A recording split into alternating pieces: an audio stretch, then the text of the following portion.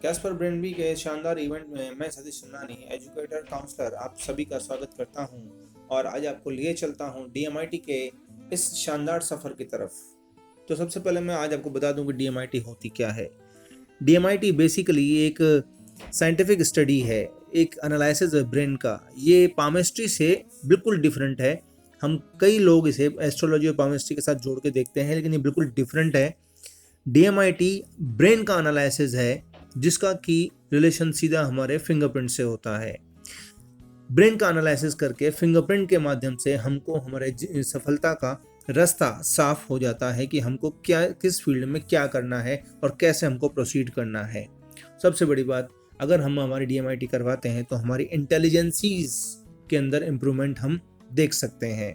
तो ये एक बेहतरीन तरीका है अपने आप को पहचानने का, अपनी इनबॉर्न क्वालिटीज़ को शो करने का। तो सबसे पहले तो अपन देखते हैं कि डीएमआईटी टेस्ट से हमको मिलता क्या है, हमको क्यों करवानी चाहिए और हमें इससे क्या फ़ायदा होता है।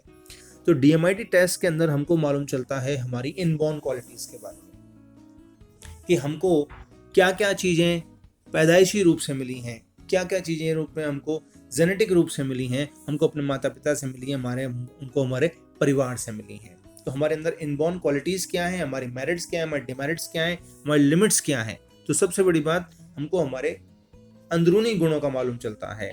इसके अलावा हमको मालूम चलता है कि हमारी पोटेंशियलिटी कितनी है, हम किस फील्ड में कितना काम कर सकते हैं, किस फील्ड में किस हद तक काम कर सकते हैं। हमारी पोटेंशियलिटी, हमारी इनर पावर, हमारी इनर स्ट्रेंथ, हमारी इनर वीकनेस, इसके बारे में हमको मालूम चलता है कि पर्टिकुलर व्यक्ति, जैसे आपने देखा होगा कोई व्यक्ति बहुत सारे कामों के अंदर माहिर होता है तो हम उसे बोलते हैं मल्टी इंटेलिजेंट पर्सन। तो उसमें बहुत सारी इंटेलिजेंसीज होती हैं उसके अंदर। तो कोई व्यक्ति खेलने में भी अच्छा है, कोई व्यक्ति पढ़ाई में भी अच्छा है और कोई व्यक्ति सामाजिक कार्यों के अंदर भी अच्छा है। जैसे वो उसको नाच गाना, ड्रामा वगैरह, पोइट्री वगैरह अच्छी कर लेता है, बात करने में बड़ा अच्छा है, उसकी प्रेजेंटेशन बहुत अच्छी है, तो हम उसको कहते हैं कि वो मल्टी टैलेंटेड पर्सन होता है वो। दूसरी बात हमको मालूम चलती है लॉजिकल हमारी मैथमेटिक्स कैसी है। इसका मतलब हम किस रूप में उस वस्तु को देखते हैं या किसी चीज़ का कैलकुलेशन करते हैं, क्या हम जो फिगर्स हैं उनके साथ में सही रूप में तारतम्य बिठा पाते हैं कि नहीं बिठा पाते हैं। ये हमको बताता है कि हमारी लिंग्विस्टिक कैसी है। लिंग्विस्टिक का मतलब ये है कि हमारी भाषा कैसी है, हमारा भाषा पे कमांड कैसा है, हम किस प्रकार के शब्दों का प्रयोग करते हैं, क्या हम ज़्यादा बोल पाते हैं कि नहीं बोल पाते हैं। ये हमको बताती है कि हमारा नेचर कैसा है, हम इंटरपर्सनल हैं कि इंट्रापर्सनल हैं, क्या हम सिर्फ अपने आप में खोए रहते हैं या समाज के साथ भी बैठ के बात करते हैं, क्या हम ऐसे व्यक्ति हैं जो किसी पार्टी में, शादी में भी एक दूर का कोना ढूंढ लेते हैं, वो वहां जाके हम लोग खाना खा लेते हैं या फिर वापस लौट के आ जाते हैं, या फिर ये ऐसे व्यक्ति हैं जो जानबूझ के कुछ इस प्रकार के कपड़े पहनते हैं या ऐसी हरकतें करते हैं ताकि सब लोग उनको देखें और सब लोग उनको पहचानें।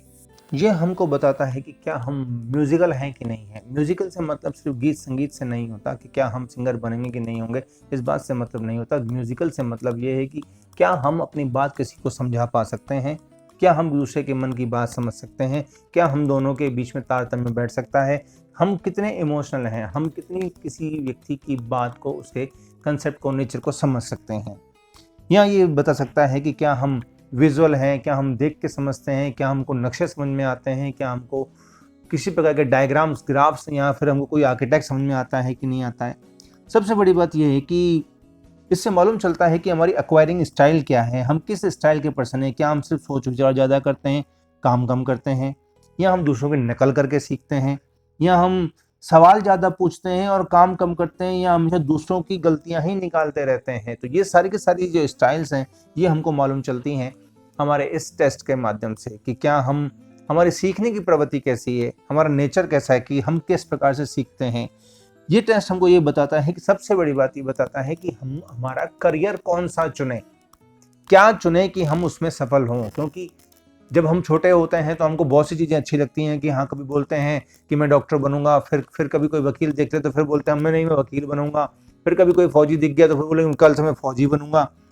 लेकिन ये जो चीज़ें हैं वो ट्रेंड चेंज होते जाते हैं। लेकिन जब हम अपने डीएमआईटी करवाते हैं, जब हम अपने टेस्ट लेते हैं, जब हमको मालूम चलता है कि वास्तव में हमारी इनबॉर्न क्वालिटीज़ क्या हैं और हम क्या चीज़ कर सकते हैं, तो इससे मालूम चलता है कि हमारे करियर के रूप में हमको क्या चीज़ सही रहेगी। इस करियर को पहचानने के लिए हमको जरूरी है कि हमको हमारा IQ पता हो, CQ पता हो, AQ पता हो और EQ पता हो। हमारे इंटेलिजेंस कैसी है, हमारी एबिलिटी कैसी है, हमारे इमोशन कैसी है, और सबसे बड़ी बात, हम कितने क्रिएटिव हैं, हम किस प्रकार से नई नई चीज़ों को बना सकते हैं, हम कितने ज़्यादा एबल हैं, हमारी इमोशन कैसी हैं, हमारी इंटेलिजेंसी कैसी है। तो सबसे बड़ी बात यह है कि हमको ये पता चल जाता है कि हम सुनकर सीखने वालों में से हैं, देखकर सीखने वालों में से हैं, या हम ऐसे व्यक्ति हैं जब तक उसको 10 बार लिखेंगे नहीं, 10 बार प्रैक्टिकल नहीं करेंगे, हमको समझ में नहीं आएगा। ये सब चीज़ें बताती हैं कि हम किस प्रकार के परफॉर्मेंस हैं। क्या हम परफॉर्म कर सकते हैं, हम सिर्फ ऑर्डर दे सकते हैं या ऑर्डर ले सकते हैं, या हम सिर्फ ऑर्डर ही फॉलो करने के लिए बने हुए हैं, या हम सिर्फ ऑर्डर देने के लिए ही बने हुए हैं। हमें ईश्वर ने या इस कायनात ने हमको क्या खास चीज़ देकर भेजा है। और इसके अलावा सबसे बड़ी बात, जो हमारी ज़िंदगी के बहुत बड़े जो पहलू हैं कि क्या हम जॉब करेंगे, क्या हम सर्विस करेंगे, क्या हम बिज़नेस करेंगे, हम नौकरी में जाएंगे या बिज़नेस करेंगे। बिज़नेस करेंगे तो किस टाइप का बिज़नेस करेंगे, और अगर बिज़नेस करेंगे तो क्या वो पार्टनरशिप में करेंगे या नहीं करेंगे, इंडिपेंडेंट रूप से करेंगे, यानी कि हमारा नेचर कैसा होगा। अगर हम पार्टनरशिप में बिज़नेस करते हैं तो वो हमारे पार्टनर का नेचर कैसा होना चाहिए, उसकी पर्सनैलिटी कैसी होनी चाहिए, जिसके साथ हमारी लंबे समय तक बने। इन सभी शंकाओं का निवारण और ऐसे ही कभी बहुत सारे सवालों का जवाब हमको मिलता है हमारी DMIT की काउंसलिंग से। तो DMIT काउंसलिंग कोई नई चीज़ नहीं है, ये हमारे वैदिक सभ्यता से आई हुई चीज़ है। बस अंतर ये है कि ये वैदिक से पश्चिम चली गई थी, पश्चिम से फिर वापस लौट कर आई है। इसके बारे में हमारे प्रधानमंत्री श्री नरेंद्र मोदी जी ने भी ये कहा था। साइकोलॉजिस्ट, टेक्नीशियंस, इन सबको मिला करके एक ऑनलाइन एप्टीट्यूड टेस्ट, इसका एक प्लेटफॉर्म खड़ा किया जा सकता है क्या, और सॉफ्टवेयर एनालिसिस करें और बताएं कि ये बच्चा आपका इस प्रकार का बिहेवियर करता है, मतलब ये इसके अंदर इनहेरेंट क्वालिटी पड़ी है, इनहेरेंट टैलेंट पड़ी है। माँ बाप को गाइड करता चले। अगर ऐसी कोई चीज आप डेवलप करते हैं, तो आपने 12th के एग्जाम के बाद बहुत परिवार काउंसलिंग के लिए जाते हैं, बहुत बड़ा पैसा देते हैं, और 3 दिन 4 दिन काउंसलिंग चलता है, और फिर वो काउंसलर जो होता है वो बताता है कि आपका बच्चा इंजीनियरिंग में जाने के लिए योग्य है, आपका बच्चा डॉक्टर बनने के लिए योग्य है। के लिए कोई पर्सनलाइज सॉफ्टवेयर बनता है, एक प्लेटफॉर्म बनता है, और मैं समझता हूं कि बहुत बड़ी सेवा हमारी युवा पीढ़ी की हो सकती है। उसको अपना रास्ता तय करने में एक बहुत बड़ा कॉन्फिडेंस आएगा। भाई तुम छोड़ो आर्किटेक्चर बनने के बजाय, लेकिन तुम अच्छे पेंटर बनो, तुम बहुत बढ़िया काम कर सकते हो। और मैं मानता हूं वो पेंटर बन करके जिंदगी बहुत बढ़िया जी सकता है। तो ये हम एप्टीट्यूड की तरफ कैसे करें, और मैं समझता हूं इसका बड़ा स्केल बना करके भी आप लोग सोच सकते हैं। लेकिन आपने जितना बताया मैं उसका स्वागत करता हूं। DMIT का प्रयोग आज दुनिया के लगभग हर क्षेत्र में हो रहा है। जैसा कि आपने सुना होगा विवेक बिंद्रा जी की ये बात।